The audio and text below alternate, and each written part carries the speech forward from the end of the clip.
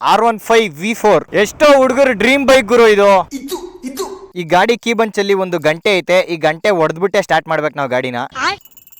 ನಿಮ್ಮ ಜನ್ಮಸ್ಥಳಕ್ಕೂ ನಮಸ್ಕಾರ. ಈ ಗಾಡಿಲಿ 18.1 BHP 14 Nm ಟಾರ್ಕ್ ಬರುತ್ತೆ. ಆದ್ರೆ ಈಗಿನ ಹುಡುಗರ್ಗೆ ಇದೆಲ್ಲ ಸಾಲಲ್ಲ. ಅವರು ಇನ್ನೂ ಫೀಲ್ ಬೇಕು ಬ್ರದರ್. ಈ ಗಾಡಿ ಹೆಂಗೆ ಅಂದ್ರೆ ಅದಕ್ಕೆ ಕೊಟ್ಟಿರೋ CC ಗಿಂತ ಜಾಸ್ತಿ ಟಾಪ್ ಸ್ಪೀಡ್ ಹೋಗುತ್ತೆ. ಕ್ವಿಕ್ ಶಿಫ್ಟ್ ಆನಲ್ ಐತೆ, ಅದು ಆಫ್ ಮಾಡಕ್ ಆಗಲ್ಲ, ಆನಲ್ಲೇ ಇರ್ತೈತೆ ಅವಲ್ಲು. R15 ತಾಂಡ್ಮೇಲೆ ಬಗ್ಲೇ ಬೇಕು. ಅಯ್ಯೋ ಡಬಲ್ ಮೀನಿಂಗ್ ಸರ್. ಯಪ್ಪ, ಒಂದ್ ಸ್ವಲ್ಪ ದೂರ ಓಡಿಸಿದಷ್ಟೇನೆ ಅಲ್ಲೇ ಬೆನ್ನೋವು.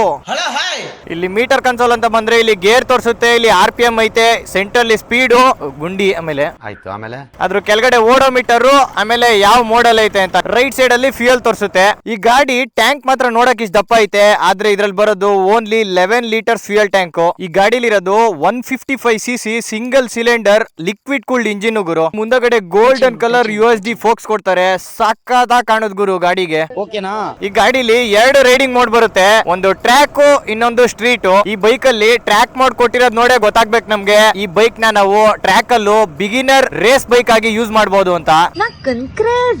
ಈ ಗಾಡಿಲಿ ಟ್ರಾಕ್ಷನ್ ಕಂಟ್ರೋಲ್ ಕೂಡ ಇದೆ. ಇನ್ನು ಫ್ರಂಟ್ ಅಲ್ಲಿ ಆ ಕಡೆ ಈ ಕಡೆ ಕಣ್ತರ DRL ಕೊಡ್ತಾರೆ, ಸೆಂಟ್ರಲ್ ಒಂದು LED ಪ್ರೊಜೆಕ್ಟರ್ ಕೊಡ್ತಾರೆ. ಆದ್ರೆ ಇದ್ರಲ್ಲಿ ಬರೋ ಇಂಡಿಕೇಟರ್ಸ್ ಹ್ಯಾಲೋಜನ್ ಐತೆ, ಮತ್ತೆ ನೋಡಕ್ಕೂ ಚೆನ್ನಾಗ್ ಕಾಣಲ್ಲ ಇಂಡಿಕೇಟರ್ಸ್.